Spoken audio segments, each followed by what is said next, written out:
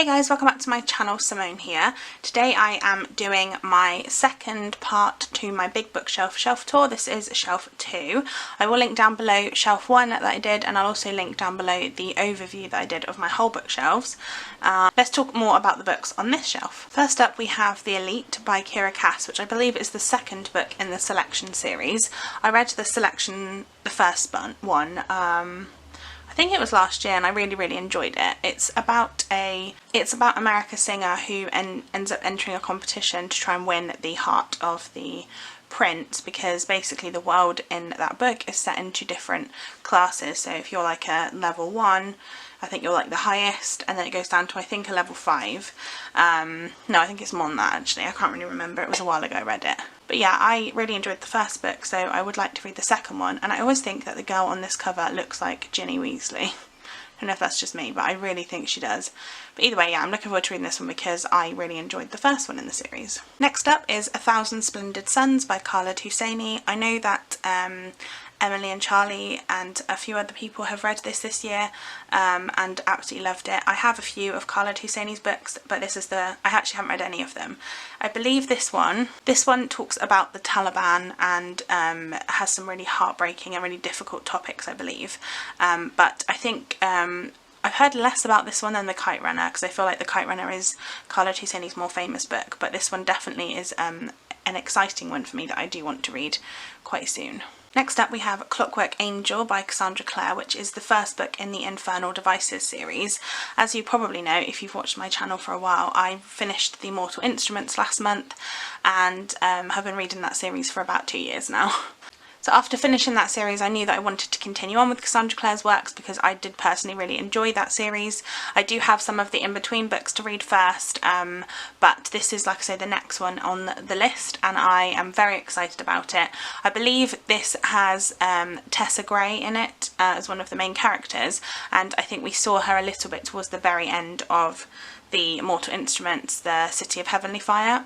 So yeah, I'm very much looking forward to seeing how it kind of all how it fits together. Yeah, looking forward to that one. Definitely going to be, I'm going to say I'm going to read all these soon. It's not going to happen, but I am looking forward to when I do read this one. Next up is The Girl Who Takes an Eye for an Eye, which is by David Lagercrantz, continuing Stieg Larsson's Millennium series.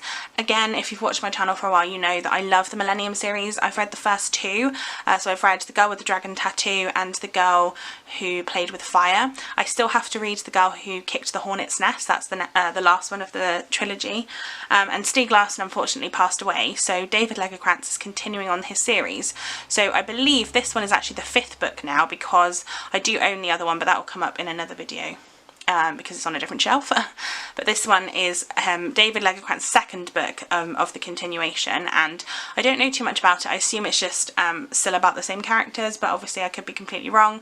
I'm very interested to see how I think that David Lagercrantz compares to Stieg Larsson in terms of his writing, and because I did love Stieg Larsson so much, I'm very interested to see how it works out for me. But yeah, definitely one I'm looking forward to reading. Next up is a thriller, and this one is 13 Minutes by Sarah Pinborough. I own a couple of Sarah Pinborough books, and again, I have not read any of her writing yet. I know that this one follows a girl who ends up somehow ending up in some icy water, and she actually dies for 13 minutes, and they bring her back, and now it's about her questioning how she got there. She knows that it wasn't her that got herself in that situation, so it's kind of about that. I love the quote on, you probably can't see it very well, there's a quote on the front by the Times that says "Mean Girls for the Instagram age," and I just think that's really interesting. I obviously love Mean Girls, who doesn't, but I think it's quite a interesting story, and I know on the back it says something about questioning what you really know about people, and I think that's quite like a scary thing, but also very relevant in sort of today's day and age. I feel like an old lady. But yeah, definitely one that I am hoping to get to. I think Nicole wasn't the biggest fan of Sarah Pinborough's other book. I don't know if she's read this one, but yeah, no, I'm very interested to read her writing. Next up we have 4 Blind Mice by James Patterson. This is one of the Alex Cross series, which you know I absolutely love. I'm trying to read through them this year, or over the next couple of years. I don't actually know which number this is in the series, but I know that this follows, so obviously Alex Cross, and his partner is Detective Sampson, and I believe this follows a story where 3 military wives, I believe, are killed on a night out, and one of Detective Sampson's friends has been accused, and it's about that. I obviously don't know anything else about it. I don't really want to know anything else about it because, like I said, I haven't actually read the rest of the books yet in the series. I know this is not the next one I have to read, so yeah, I'm waiting to get to this one, but when I do, I'm sure it'll be great. Then we have My Not So Perfect Life by Sophie Kinsella. I've heard amazing things about this book. I know I absolutely love Sophie Kinsella as an author in general. I've read quite a lot of her books, but I haven't read one in a while, so I do think that I would like to read this, you know, soon. I think this follows a girl, I can't remember her name, but she has like a really good Instagram following, and her life is perfect according to her Instagram. You know, she has a really beautiful house, really lovely decoration in the house, and you know, she has a wonderful job and all this, but actually it turns out that that's not quite the truth. She actually lives in a really small flat that she's just made to look like a really big house, and then she gets the sack one day, and yeah, it's about whether she should take revenge on her boss, or whether a not so perfect life is okay actually. And I think this sounds quite relatable, so we'll see obviously how it goes. Again, I love the idea of kind of bringing social media into kind of novels now, because I think it's an important part of our everyday, and yeah, it's definitely one that I think could be quite a good read. So yes, I will read this one. Next up is a book that actually probably wasn't in my original overview of the bookshelf tour, because I'm pretty sure I bought this since then. But this is More Weird Things Customers Say in Bookshops by Jen Campbell. Jen Campbell, if you don't know, is actually a YouTuber or a booktuber, and she is an author. She's authored quite a lot of things. I've not actually read anything by her yet, but I saw this in the charity shop and I could not resist it. This, as I said, is more weird things, because I think there is a book called Weird Things Customers Say in Bookshops, and obviously I would like to read that one if I enjoy this one, which I feel like I will. I really just love the kind of like art style in this book. Like it's got quite a few illustrations and things in it, which I love, and yeah, I just think it's going to be really interesting. I love reading books about bookshops anyway, so this is only going to get better, I'm sure. Next up we have We Are All Completely Beside Ourselves by Karen Joy Fowler. I think I saw this on the channel Am I Right, so I'll link that channel down below. I'm pretty sure I saw her talking about this book. This was actually shortlisted for the Man Booker Prize in 2014, so another very respectable book, I'm sure. I've heard that this has a really good twist to it. I don't really know too much about it, other than I think the first bit on the back says something like, what would you do if you realised that your whole childhood was actually an experiment by your father? So yeah, I obviously don't know anything about it, but it sounds really great, and I love the cover of this book as well. There's just something about it that just sort of, I don't know, it makes me want to read it. So yeah, definitely one that I'm glad I have on my shelf. Then we have Not If I See You First by Eric Lindstrom. This is actually Eric Lindstrom's debut novel, and I've heard nothing but amazing things about it. I believe this follows a main character, I think named Parker, I could be wrong, but I believe that Parker is blind, and this follows kind of him going through his daily life, and about, you know, the fact that just because he's blind doesn't change who he is as a person. I also think, I'm pretty sure there is Braille on the front of this book, which, if I'm totally honest, I think is really amazing. You probably can't see it very well in there, but there is like silver dots over the title, and I think that's great. I think it's really lovely to promote diversity as well, and I haven't read a book with a blind main character either, so I'm definitely looking forward to picking this one up, because I think it's going to be fantastic. And also the cover is gorgeous. There is a fly buzzing around in here, so if you can hear that on the video, I'm really sorry, but I can't get rid of it because it's really hot, so I have to have the window open as well. So next up we have Second Honeymoon by James Patterson and Howard Ruffin. I don't want to go into what this is about, because this is the sequel to Honeymoon, which I read a couple of years ago now and absolutely loved. It basically followed an FBI agent named O'Hara, who was trying to figure out why a woman's boyfriend slash husband slash partners were all dying. So this picks up from where that one ended. I think it's about a new case, but obviously the kind of circumstances around the case that he's trying to deal with all deal with the previous book. So again, I don't want to go into it too far. I will say this was really fun to read. I really like this cover as well. I don't normally like people on the covers, but something about this one just really is great. And I love the tagline, "A holiday to die for," because that's just great. Yeah, definitely maybe one to read in summertime, so perhaps this is one I should pick up soon. Then we have Gravity by Tess Gerritsen, not to be confused by the movie Gravity with Sandra Bullock in, because actually I believe Tess Gerritsen took the movie writers to court over the fact that she said that they plagiarised her work, so don't compare the two because apparently they're very different. However, Gravity the book, I actually did a try a chapter tag in, I think it was the end of November last year, just before Vlogmas started, and it was definitely a book that, to be honest, I didn't love the first chapter, and I think it's because the first chapter is not actually anything to do with the story really. It's like a precursor to it's not even about what's going to happen, I guess. So this actually is set in space, and it follows a woman whose husband was meant to come with her. He's also an astronaut, I believe. But due to a medical condition, he had to stay behind, and he's watching essentially from Earth as things start to go wrong, because basically a virus goes around the entire of the spaceship and things start to happen, and yeah, not all good things. In fact, pretty much no good things. So yeah, very much looking forward to this. I do think that, like I said, as I get further on, I'll enjoy it more. I love Tess Gerritsen's writing in general. Her Rosalian Isles series is like one of my favourite things of all time. So definitely a book that I'm hoping to enjoy once I get a bit further into it. But yeah, I will also link that try a chapter tag down below for you if you wanted to go and check it out. Next up we have The Tattooist of Auschwitz by Heather Morris.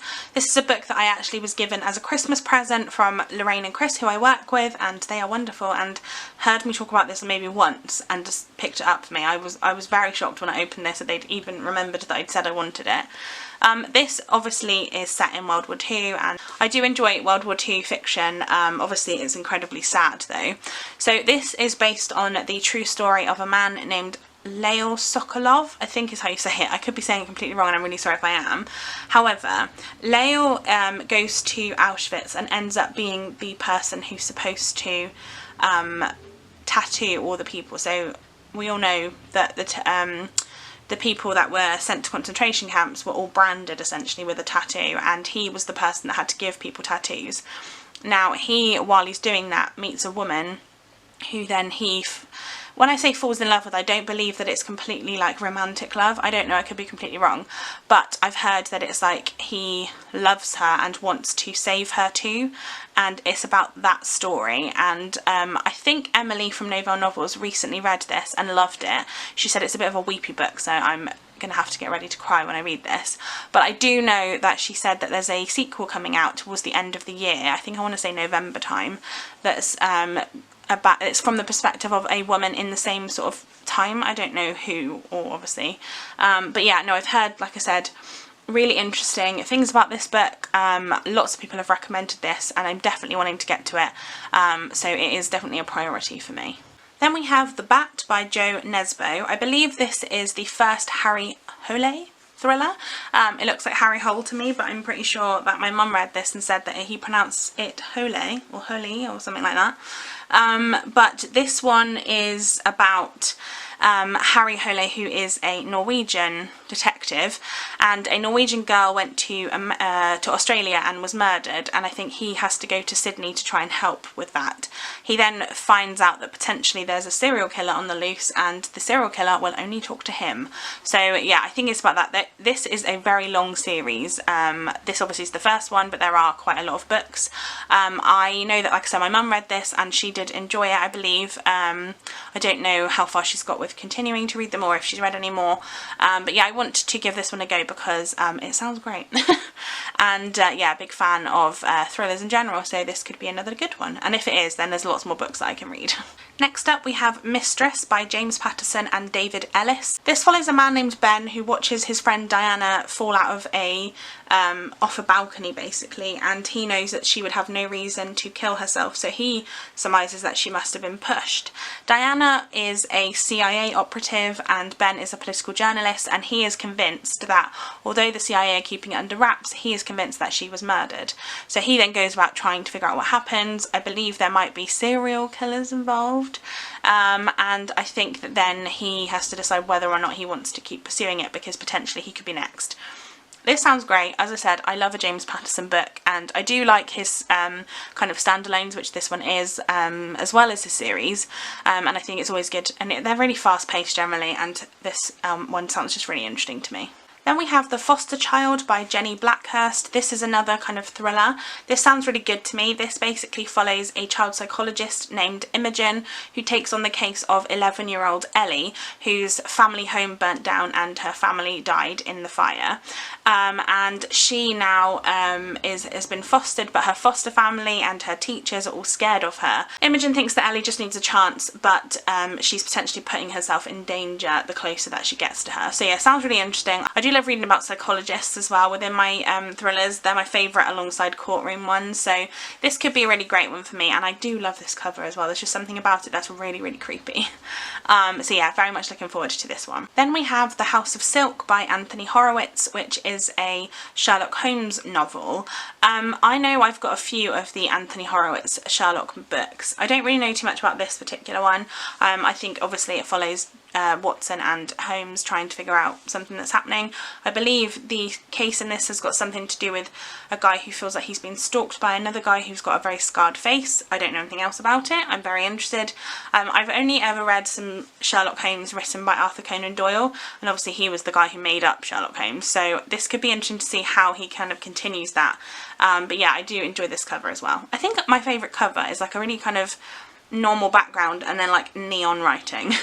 That seems to be what I enjoy. I have quite a few of those, as you might have seen already this video. Then we have 16th Seduction by James Patterson and Maxine Petro. This one is, funnily enough, the 16th book in the Women's Murder Club series. There's one for every number, and I do own the first one and I want to read that soon. But obviously the 16th one, I'm not likely to get to this anytime soon. I don't know the specifics of this one, obviously, because it is a sequel and quite far along in the sequels. But I know that the first one follows 4 different women with different, I think one's like a journalist, one's like a doctor, one's a lawyer. I don't actually know, to be honest. I'm kind of making that up as I go along.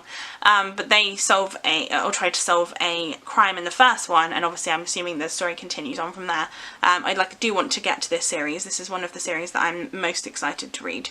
So yeah, hopefully I will get to that first one. Obviously, like I said, the 16th one may be a little way away, but number 1 would be a good start. Next we have Haunted by James Patterson and James O'Bourne. As you know, obviously I love James Patterson. There's been a lot on this shelf, but I don't think this is even the shelf that's got the most of them on. This one is about Detective Michael Bennett. This is part of the Michael Bennett series.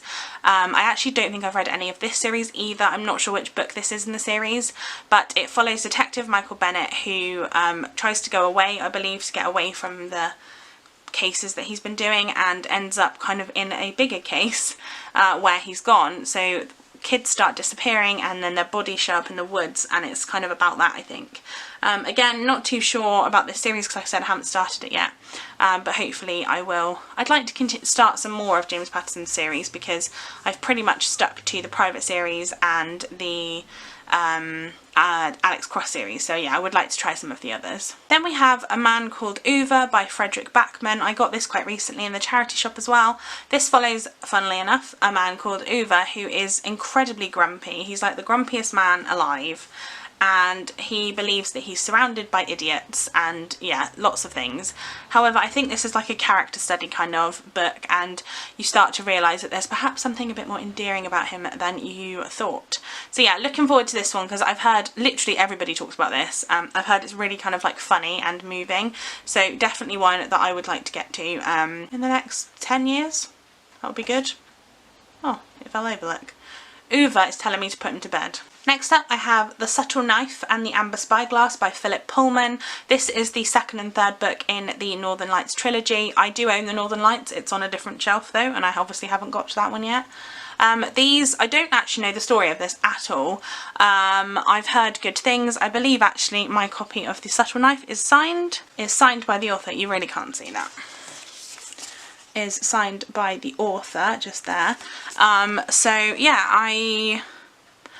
I don't know what it's about. I've heard good things. I know that The Northern Lights was made into the movie The Golden Compass, which again I've not seen either.